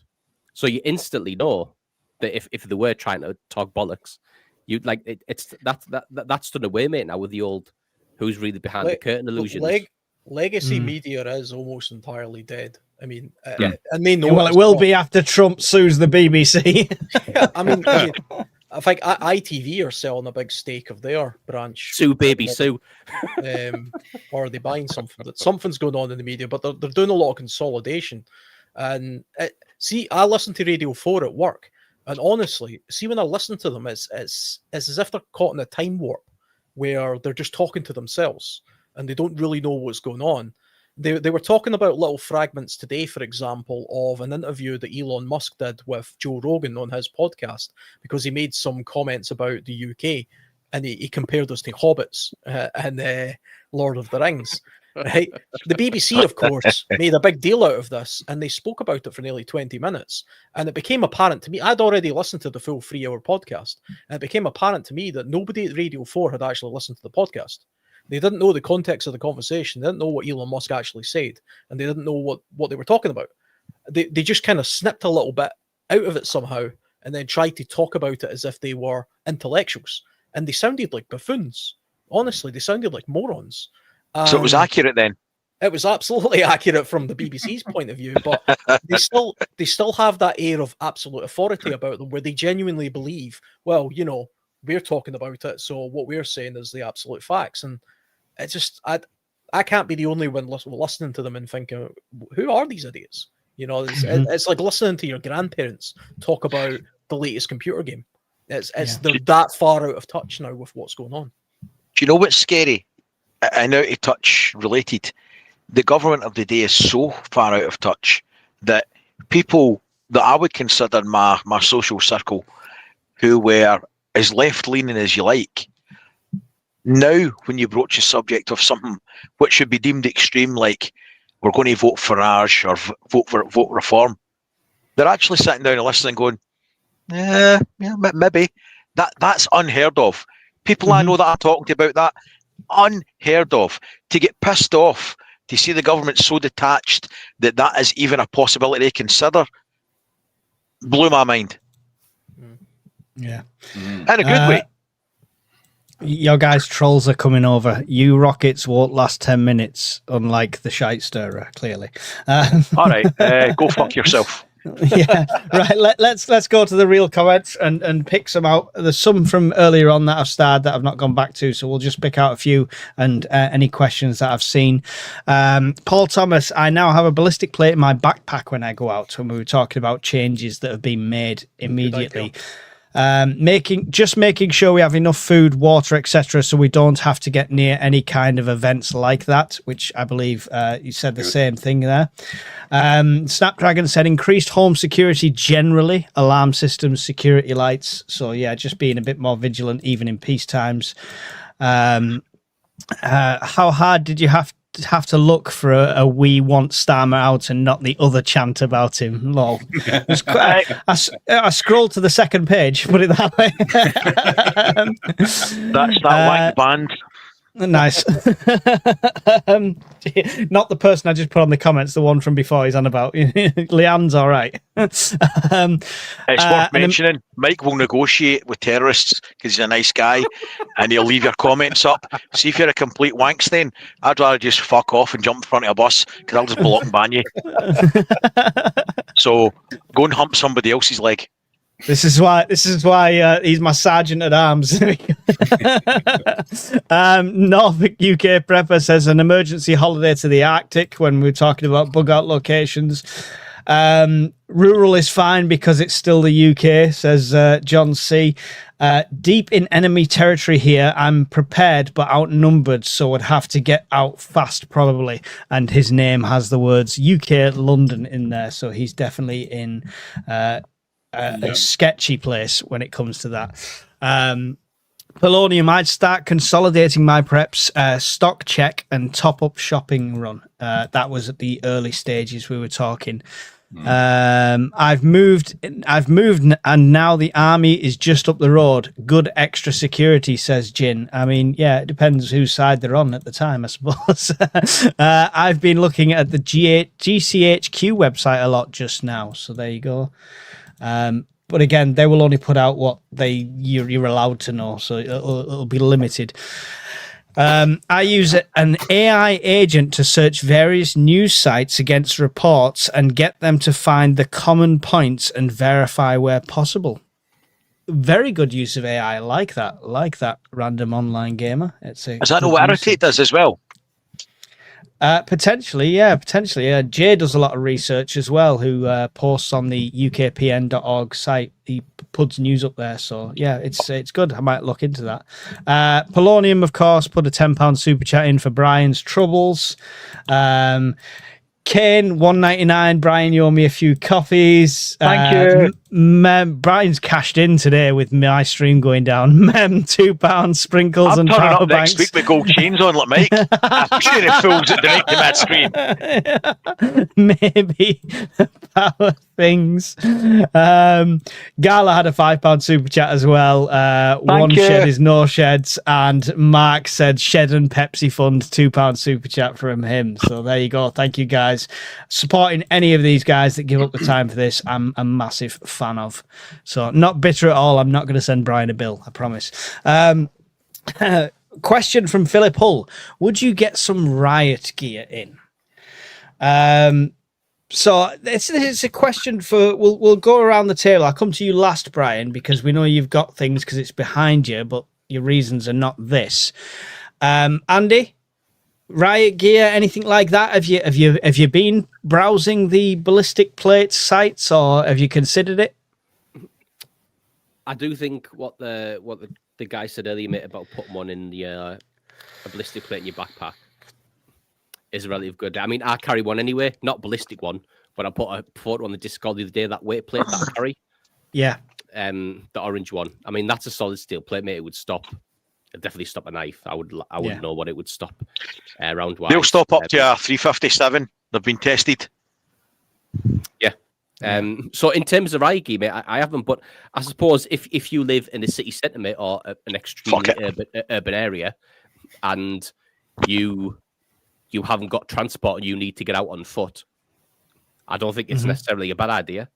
If you want to wear some of the elbow pads or the knee pads or whatever, or you wanted to feel a bit more, I don't see it being a bad idea if you're in an extremely heavy urban area and there's civil unrest, and it makes you feel more secure, then why not? Yeah, I wouldn't go to Tesco shopping in it in peace times. Not. But No, yeah. I'm purely on about, mate. If there was civil unrest at your door and you needed to get, I don't know, I know I always say 6 miles, but if you need to get out of the city centre 6 miles to some relative safety, and there was people throwing petrol bombs, and there was and tear gas, and there was all those kinds of crazy things going on, then I don't see it being. It would do more good than harm, definitely. Yeah. Alan, would you get some riot gear in? Do you think? I think personally, I wouldn't for where I live, because the prospect of a riot taking place in a town my size is not going to happen. But if I lived in London or Birmingham or even Glasgow, I think a respirator could be a good option, especially against like things like tear gas and stuff, and some sort of head protection, a ballistics helmet perhaps, or one of those cheaper ones that you can get. If you get hit by a brick or a bottle while you're trying to move through a crowd to get somewhere, you're out the game. A bit of tear gas is just going to be irritating, but you're not going to die from that. But there's a good reason when you see these TV reporters at riots, they've got a helmet on, and sometimes they've got a respirator sort of hanging below their neck or something like that. So at a minimum, that stuff. And I think with the state of the country at the moment, having maybe a stab-proof, maybe not a whole vest, but a plate or something, and put it in a backpack, like we've mentioned before, is a good idea. And that's probably a good investment now, actually, as well. I don't have a ballistic plate, but I did look at the price of them last week, so I'm thinking about it. Well, I mean, if it's just for that, Brian did the test on the Temu ones, and they are good enough. Excuse me, sorry. Yeah, so if you're looking at that, definitely, I'm sure he'll be able to point you in the right direction. Another, just quickly on ballistics plates, when it comes to build, if you think firearms is going to be a problem, another good place to actually put them is behind the seats of your car. Then shots coming in from the back window. It's just a lot of bodyguards and stuff do that. I've seen that in a program somewhere, but they put ballistics plates behind the seats of the cars, and you can do that for the rear seats as well. And that's just a little bit of anti-penetration from the back of the car. Yeah. Excellent. Big thank you to John, who sent me £5 on PayPal, said it was supposed to be a super chat. So thank you for that. Barry, would you get some riot gear in, or have you? No, I haven't got any. It isn't something I've actually considered, to be honest, because obviously the original plan was bug in and stay put, but obviously for the benefit of this scenario, it was a case of get out of Dodge. So hopefully I'm kind of well away from anything that's going to require that sort of equipment. But to be honest, same as Alan, I have been looking, but at this moment in time, it's not a major priority on my list. Yeah. Budget dictates a lot of that for a lot of us. Indeed, yeah. Brian, you got your plates mainly to do a test and for a video and stuff like that, but you've got the vests as well. What's your thoughts on it? Save your money, buy food. This scenario aside, and no one to be a hypocrite about it, if you've got spare money and it makes you feel happier, then buy them, right? If you're like most people and you buy your preps with what you've got left out of your budget or whatever, then your first priority should be stuff that's more likely that you can eat, right? You can't eat Kevlar, you can't eat ballistic plates, okay? So for 99% of the scenarios you'll ever face as a prepper, let's be honest, you'd be better buying some tins of beans and hot dogs, okay?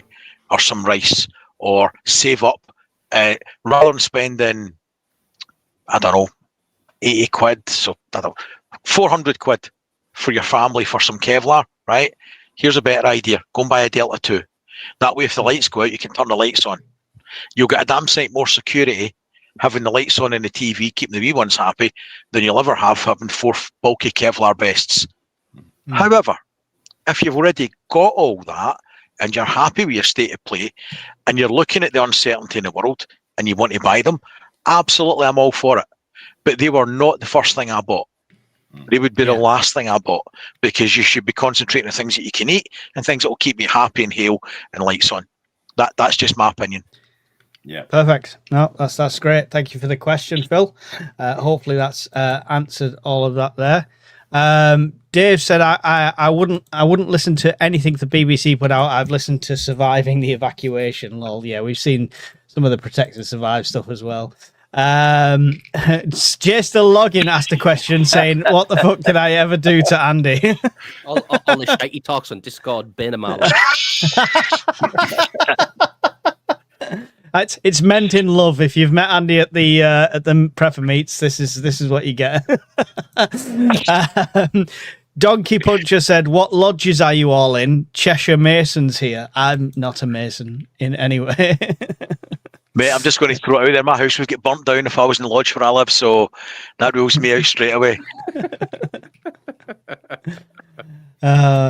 Anyway, I take it mesh is still working. Yes, mesh would probably be working. It's going to be the last thing to go. It'd have to be an EMP to take out a lot of the mesh system. That's the whole point of it. It's independent of anything like that.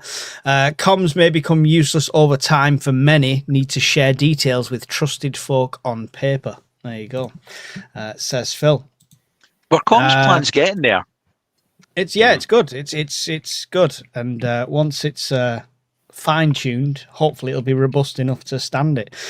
I've been advising people to prep for years. If they don't listen, they can whistle. I think we've all had that conversation of like, I'll come to your house. And we all say that, and we might be faced with that, but how fucking horrible would you feel having to turn somebody away, family with kids? It's a shit sandwich. It's what we say and what we'd actually be able to do might be two different things. That's why I'm over. Yeah, you. I fuck 'em. Release the tigers. But this is why I over prep the basics, not like the expensive free bentos. They're not touching my free bentos or anything like that. But you know, there's things. There's plenty. Shocking you are. There's plenty of rice and stuff like that. So overstock on stuff if you're willing to take people in. Brian adds new meaning to the eco full. Oh, that's when you're pointing out your hole on your power bank. And solar panels are great until the Chinese flick a switch and turn them all off. Brian, can the Chinese turn your solar off? They couldn't turn the panels off because there's no digital circuitry. You've just got a diode pack in them. However, they may have the potential to turn off the power banks because most of them are Wi-Fi linked to your app, so you can control them better. So if they could put chips in and stuff in the firmware. You update the firmware, and look, that's if everybody updated the firmware and they put a kill switch on it. So if it got a signal over the Wi-Fi, all your power banks turn off, right? You've got to be very careful with that, because if they pull that pin and they didn't actually mean it, then there's a big problem there. But yes, they could do it. If it's something you were concerned about, don't switch them onto the internet. Yeah, there you go. There you go. They'll probably take over the Chinese cars first and run everyone over. Jay still logging. Did Brian have a love child with a power bank, and that's how C3PO was born? Potentially. He's old enough. I stuck up for you. I said you weren't a wank. When the once total wank was getting bandied about, I says that you weren't a wank. Come over to my side, Brian. Come over to my team. I can feel an AI-generated picture coming along here. Rector Baratus, comms is never useless, even if it's just a turn to get a broader appreciation of developing situations from region to region. It allows you to build a picture and anticipate how things may develop. Very well said, sir. Can I jump on that briefly? We make choices every day, good and bad. The ability to make a good choice will be dictated with the quality of information. If you've got bad information, chances are you're going to make bad choices. All right? So information is going to be key for us as preppers, no matter what we do, because you might do something reckless and bug out, when if you'd actually seen the bigger picture, you would have stayed put for a bit longer because it was going to resolve itself. So, information and comms is always, 100%. Yeah. Rachel says, I don't really understand Starlink 100%. Isn't it really expensive monthly? I know you can pause it and pay a small monthly fee each month until it's really necessary still. But it used to be able to pause the subscription completely, but I think there's is it a £5 a month? It's a fiver. Yeah, it's a fiver. So it's set it up initially. Peace of mind. Yeah. With it. And you can still use it on that. It's just it's really, really limited data. It's slow. So even if you've got it on the $4.99 £5 pack, you could still send messages and shit. Pornhub might be a bit kind of awkward. You're halfway through whipping out a batch and you've got a stick figure moving about. So, I'm just saying, I've never tried it. The power bank just clean that up there, but some people might have. Wow, you had to take it there, didn't you? You had to take it there. That's what the EcoFlow said. You got a new member on your channel, Brian. Kelly became a YouTube member of your channel, and Pete sent you a $1.99 super sticker as well. So thanks, awesome. Pete. You're a legend. I tried £5 per month Starlink today with a WhatsApp video call. Worked fine. There you go. Awesome. So it can work. 500 kilobytes. I think we'll have to let these guys go now. Thank you very much for everyone that's joined us, and this right here makes me proud. And we've got 195 people watching, and my channel's offline. That proves the strength of networking right there. It genuinely does. It didn't take them no time at all to go and get to another channel and still enjoy the stream. So we've got a really good network in general, and it just shows the difference it has when you network together. It just shows the real eye candy, Mike. I'm just throwing that out there. Andy, I told you it was us. It was the beard. It was the beard brought them back. The power of the beard. I know a song about that. It's an absolute testament, and make sure whichever channel you're watching this on right now, you have hit the like button, you are subscribed to them, then take the time to go and find everyone else's channel. All the names are below their names there. Miss Worm's been posting the links in the chat as well.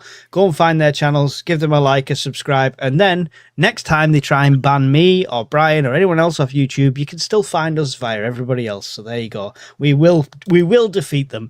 Rector Paratus also became a YouTube member of your channel there, Brian. Every time I see his name, it always makes me think of Mad Max, like a Mad Max name, like one of the characters. All right. What was the main bad guy called? Immortan Joe. It was what? And Mad Max, was it no the Nightwing or Night Stalker or something? I thought it was Immortan Joe. Yeah, I Immortal don't know. Joe was from the more modern ones, wasn't he? I thought it was a okay. Night Stalker or some shit. I'm not sure. I don't think I've seen the remake. The serial killer. that was the Night Stalker. Yeah, you're right. I thought it was Hawkins at people's windows checking what they had There in we their stock. go. That's what I remember. That's what he was Humongous, called. yes. Humongous. That's what he was called. Yes. Thank you very much, Orange Man. Good. You win. 10 points. 10 points. I saw a film with somebody called that in it. That was a different. No. Wasn't it Mad Max? No. Don't bite. Don't bite. Don't bite. I almost fell for that. Don't bite. Don't bite. Quick, Alan, say goodbye. Bye. any final thoughts and your goodbyes, please, Alan? No, just thanks for everybody sort of finding a way of watching the stream, even though we temporarily got shut down there. That was interesting to see, and it is, like Mike says, good to see that people found a way. But yeah, thanks for everybody tuning in, and this has been interesting.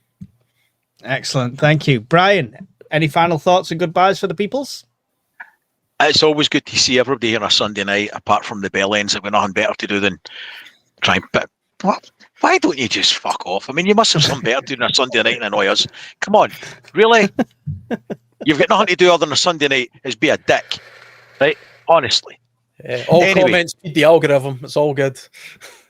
Anyway, complete blatant throbbers aside, it's always good to see best part of 200 people spending their time listening to us rattling on a lot of crap. The super chats I got, really greatly appreciated. I don't tend to do many or get many, just to put in a picture, or that'll get into a pot.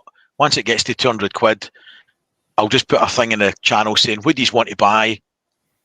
Vote goes, I'll buy that, review it, and then anybody that's a member, I'll just do a raffle and you can have it. So that's basically where it's going to go. Awesome. Good idea, mate. Yeah. Excellent. Barry, any final thoughts and goodbyes? No, thanks for having us on again, and thank you to each and every one of the persons in the chat for taking the time to watch this drivel. And you rate us so highly, Barry. After all the stick we get, you've got to give some back, haven't you? Yeah. Excellent. Thank you very much. And Andy, any final thoughts from you and your goodbyes, please? Yeah, thanks for finding a way to watch us tonight, guys. And just one thing, mate. So the firesides we do, guys, like everybody in the chat, there's only a finite amount of subjects we have. So every so often, they will go back around in a circle and we'll end up doing stuff we've already done. So if there is anything that you want us to talk about, or subject or scenario, please drop it in the Discord, and it just gives us something fresh for us to talk about, and just gives us some new stuff for you to watch as well. No, you can't suggest anything. No, I have you a get good back one. in your place. No, but it's good. Silence. Tigers in prepping. Come the Tiger Yes, a King. winner. Yeah. I'm surrounded by idiots.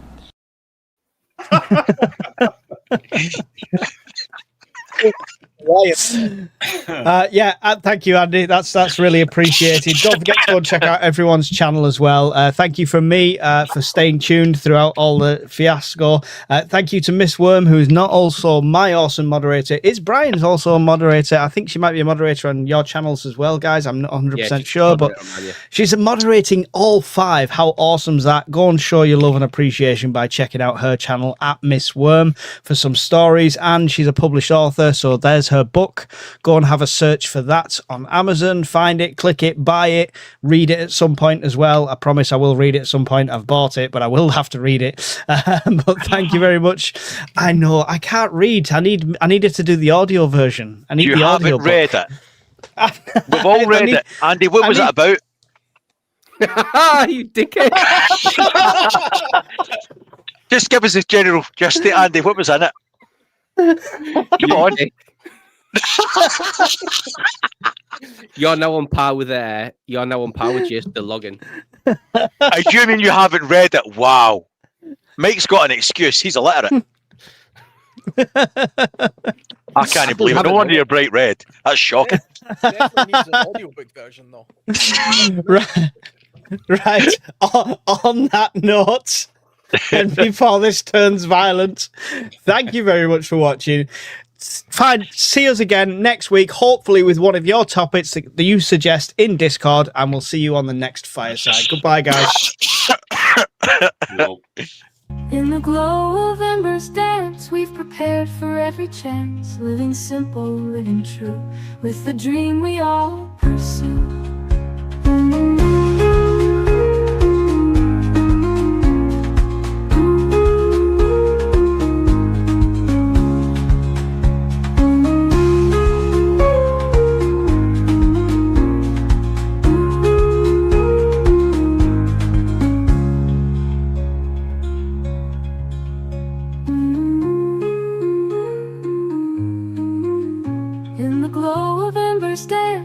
Prepared for every chance, living simple, living true, with the dream we all pursue.